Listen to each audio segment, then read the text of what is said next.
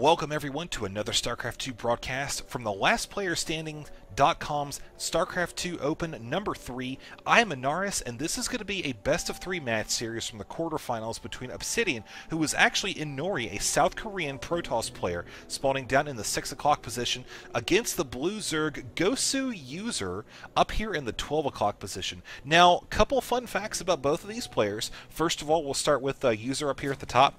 As of this game, he was Grandmaster ranked 132nd on the North American server.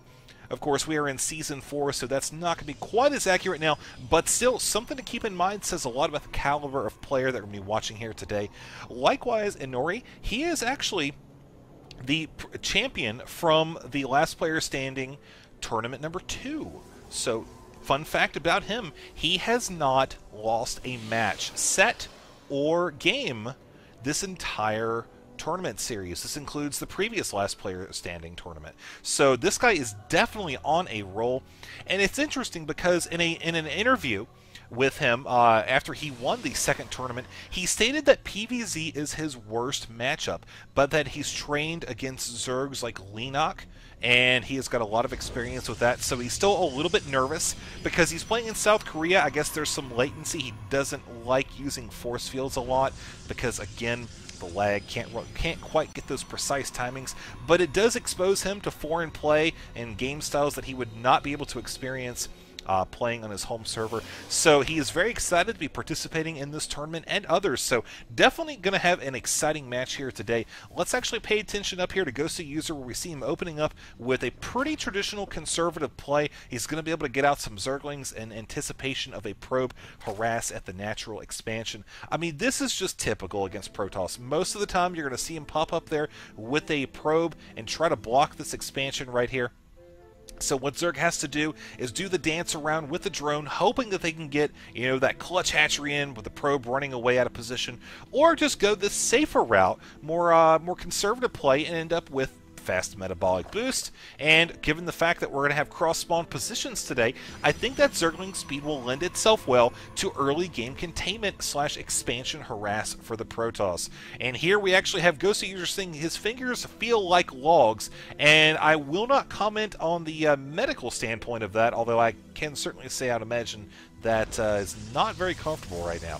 So Inori sitting here fighting against a player who is at least 2% tree right now.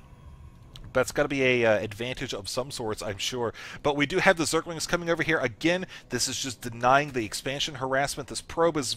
oh man, it's so very close. Let's just keep the mouse clicker on that while we watch. I'm sure that's actually going to be taken out. Yeah, there we go, right there, as soon as it got off the screen. So hatchery going down, expansion was not really delayed, and everything's looking good up here for Gosuuser. Likewise, the Protoss, I think, is sitting in a great position. Now, keep in mind that he is dropping down a Stargate. Let's actually talk about that for a second.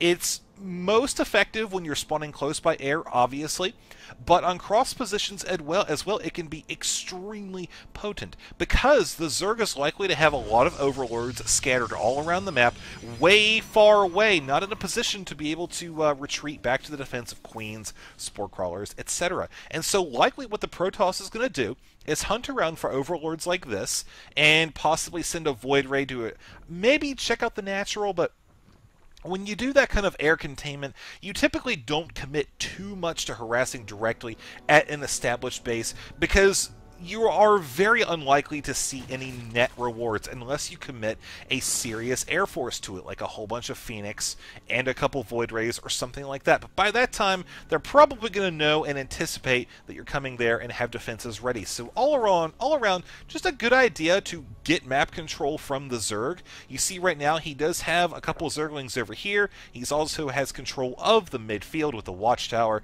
So those are the kind of things that you want to deny the Zerg player. Gosuuser, on the other hand, is pretty much anticipating something like that. Generally, when you're playing against the Protoss, to scout, they're either going to be going air or hallucinations, unless they're going to be going for some super early attack that really doesn't rely on that. So I think that Gosuuser kind of has an idea of what he's facing up against, which of course we can see right here: a Stalker and a Sentry. Very interesting combination. A lot of times you don't see Stalkers in the early game versus Zerg, but certainly have their uses without a doubt. Obviously able to fire from behind that Zealot, let alone able to come over and pop off any Overlords that happen to be sacrificed. Now notice how these Zerglings are being brought back to the base by Gosuuser. Very good call. He knows they're going to be extremely vulnerable running around. The Phoenix can obviously just lift them up, pick them off, and call it good. Whereas we see Gosuuser is opting to go ahead with the Spore Crawler defense, also keeping one Queen here in the main. Notice how he's also supply blocked, so that is a very, very bad thing at this point in the game, as he has to rely very much on getting those drones out super early. And looking like we are going to have a little bit of drone harassment, but again, I'm not sure how much he's going to be able to continue with that because of the Queens running around. We do have, wow, 16 drones just popping up. That is a ton of workers right there, ladies and gentlemen. 30 to 39, 40 now for the workers, so a full 10 workers ahead. But you see, once again, he has supply block 52, 52. 3 more Overlords on the way. He's got to be careful because that Phoenix do a lot of, or that Queen can do a lot of damage with that Spore Crawler support. So watching these Phoenix continue to scout around, not really committing too much, again, to harassment for any extended period of time, but looking for the outer edges, seeing what he can claim without exposing himself to any serious risk. And that's why he's only working on taking out a couple of those drones on the edge, then pulling back. He kind of knows what his opponent's doing, has an idea of the timings, but again, you know, he's managed to keep all 4 of these Phoenix alive, which ultimately we can just take a look at the resources lost so far, 50 to 700. So that is a really great spot to be this early in the game before the 10-minute mark. Now looking down here, paying attention to Inori, seeing what he's built: Sentry, Zealot, a little bit of Stalker production, Robotics Facility as well. So I think what we could see from him is a transition into the mech units like Colossus, etc. He may decide to go ahead and go for a Warp Prism. You know, again, mobility is added greatly through that. I don't know how much we're going to see it, but we will definitely keep an eye out for it. Now, one thing that the Zerg player has done in reaction to this air harassment has gone ahead and gone Hydralistan and Infestation Pit here. Now, this is pretty much just, again, anticipating the need to fight off Phoenix as a part of the army, guessing that possibly facing some Void Rays in the later stages, Inori may decide to switch into those and make those a part of his army later on. Now, that's again from Gosuuser's point of view. The Infestation Pit will be able to provide some fungal growth, which is some much needed addition to the army right now. He's got to do something to stop this Phoenix harass. Just, I mean, you take a look at the kill count for these guys: 4, 6, 4, and 2. So that is quite a good bit of kills on their belt. I don't even think they've had time to get out of the Phoenix and etch the little tally points on the side of the craft. But now Gosuuser going to be going ahead with this high yield expansion, trying to claim that. We see Inori going for a little bit safer of a play, going to be trying to get this expansion back here. It is protected on the north by a set of destructible rocks, protected, excuse me, but we see all the while continuing with the air harassment and trying to get his own expansion up here. So going for this high yield expansion would be fairly risky, as, I mean, obviously any high yield generally is a very risky maneuver, but all in all, I think he could definitely reap some great rewards from it if he's able to hold it. The problem is that you look down at the Protoss again, you see him starting to get a Colossus on the way. Once he's able to get a couple of those up, then I think he's going to be in a far superior position. We already see a 20 supply lead right now, so moving forward with the economy, we see that Protoss is actually caught up and has gone ahead by 2 workers compared to Zerg, who had that early economic lead, having that hatchery way before his opponent, and of course is continuing on even up on the gas right now.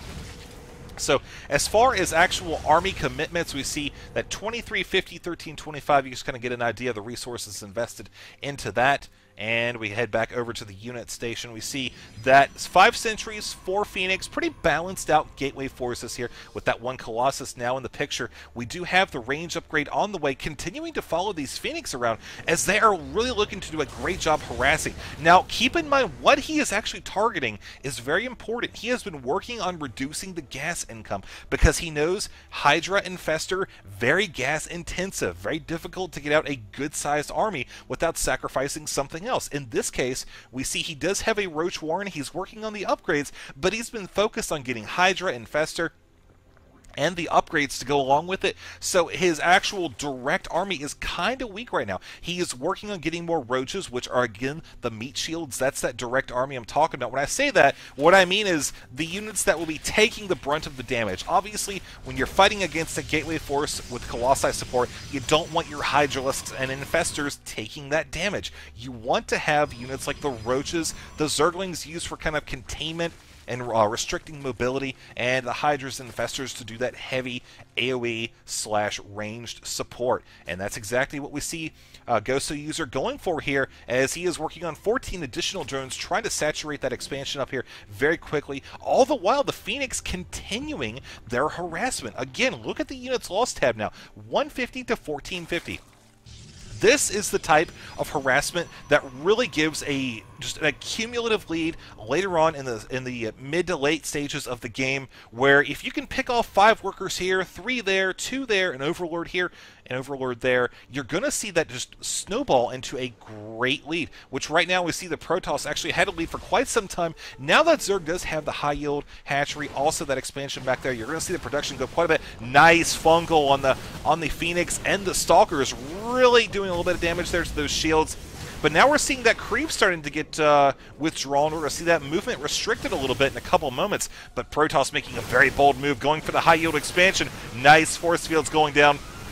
I like the positioning right here, using the terrain to his advantage, using this choke point, and you could say it is definitely paying off. More force fields on the way. He's just allowing small bits of the force to come within range of the Colossi and annihilating them. We obviously lost a Colossus there to begin with. Now Gosuuser is in a really restricted position. Having lost this high yield, we explore his options here really quickly while this continues to go down. We see he does have a terrain feature that he can use. You know, he can really restrict the concave, force the Protoss into a tightly packed ball. If he can get some Infestors out and start laying down some fungals in this position, then I think he'll be able to hold it. But, I mean, again, the Colossi here is such a big issue. The Corruptors are doing what they can. Both Colossi have gone down now, and the Roaches focus firing the Colossi to take those down. But now the Stalkers have the blink upgrading. You're going to see them really be able to mitigate a lot of damage, and now his fingers have been downgraded to bricks with a GG. Oh, poor guy. So, definitely want to say good game from both players. I think that actually just Gosuuser was probably really tired or something, so that is never a good position to be in a tournament. That is, you know, that can work against you big time in that type of league play. So definitely good game from both players. Did a great job with the expansions. Gosuuser expanding to the high yield. Also, again, very risky maneuver. Just started reaping the benefits of that. I think if he had just an extra couple minutes, he would have been in a far better position. But the Protoss, opting to take advantage of the opportunity, ended up with the victory. So let's go on to game number 2 and see what happens next.